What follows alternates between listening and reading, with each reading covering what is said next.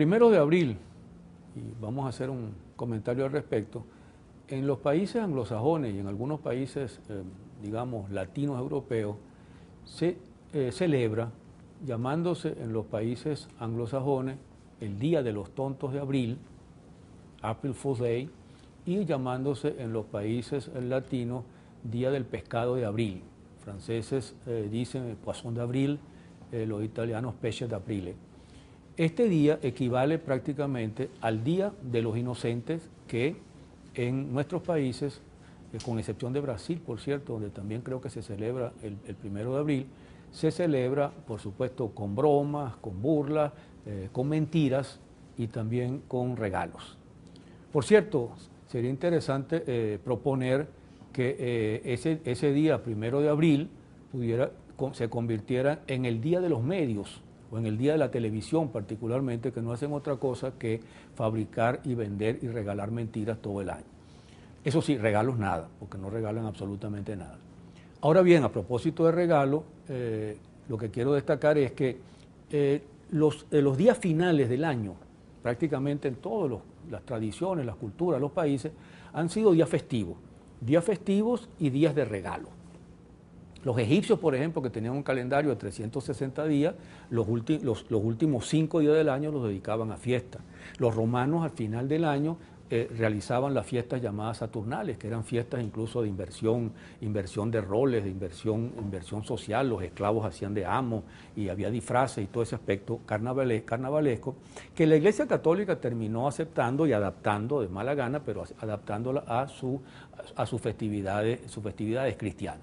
Es decir, la asociación pues, de hacer regalos a fin de año es uno de los componentes que está asociado con este día del 1 de abril. Pero ¿por qué el 1 de abril y por qué no el 31 de diciembre o el 1 de enero?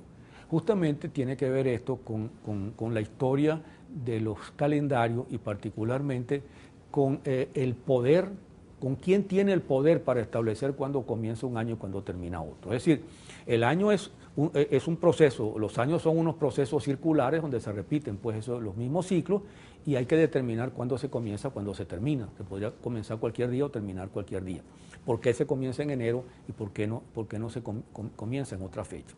El hecho es que eso también tiene un componente histórico importante porque de entrada, en principio, sobre todo en países como los países europeos, que son del hemisferio norte y que tienen 4 estaciones bien claras, el año debería comenzar en abril, puesto que abril es el mes de la primavera y justamente es el mes en que se abren las flores, el mes en que florece la naturaleza después del invierno, que es la muerte. El año debería terminar justamente al terminar el invierno y comenzar al comienzo de la primavera.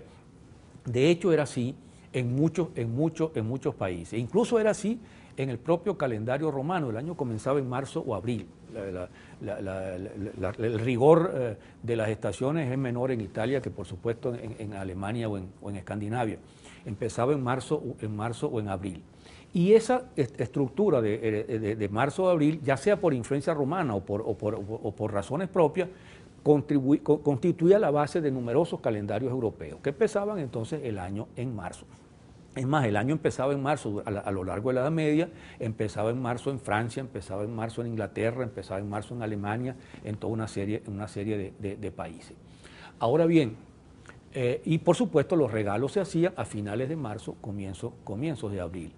Pero los romanos mismos modificaron el calendario y comenzaron, a raíz de la Reforma Juliana, comenzaron entonces a poner el comienzo del año en enero. Ahora, el calendario juliano atrasaba con relación al transcurso normal de la naturaleza y el acumulado de los días atrasados fue representando un problema porque las estaciones no coincidían del todo. Esa reforma juliana fue reemplazada en 1582 por la reforma gregoriana que hizo la Iglesia Católica, el papado, en la cual al año 1582 se le saltaron 11 días. Del 4 de octubre se pasó directamente al 15 de octubre. Y justamente los países europeos, los otros países, fueron poco a poco adaptándose a esa reforma. Los protestantes no querían aceptarla porque era del Papa, pero finalmente terminaron aceptándola décadas o siglos después.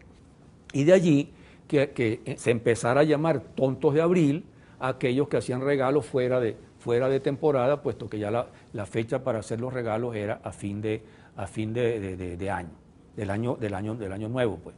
Realmente no eran tontos de abril, probablemente eran vivos de abril, porque entonces querían regalos el 1 de enero y volvían a querer regalos 3 meses después, el primero de abril. Lo cierto es que esa es la razón fundamental por la que en esos países se habla de tontos de abril a quienes hacen esas fiestas o esos juegos en esa fecha. Lo de pescado de abril es un poquito más complicado, un poquito menos claro. En todo caso, que cada quien que siga celebrando su fiesta de los inocentes cuando quiera, ya sea el 28 de diciembre o el 1 de abril. Lo que sí me gustaría decir para terminar es que me llama la atención que es extraño que nuestras clases dominantes latinoamericanas, que son tan serviles con lo anglosajón, con lo que hacen en los Estados Unidos y con lo que hacen en la Europa anglosajona, no se les haya ocurrido todavía, así como hicieron para imponernos Halloween, que no se les haya ocurrido todavía cambiar nuestro Día de los Inocentes, que por absurdo que sea es una tradición, y pasar entonces a celebrar el April Fool Day, que suena por supuesto mucho más chévere y mucho más in que Día de los Inocentes. Cualquier momento vamos a tener entonces una onda publicitaria para que todos seamos entonces pescados de abril o tontos de abril, y realmente tontos para todo el resto del año.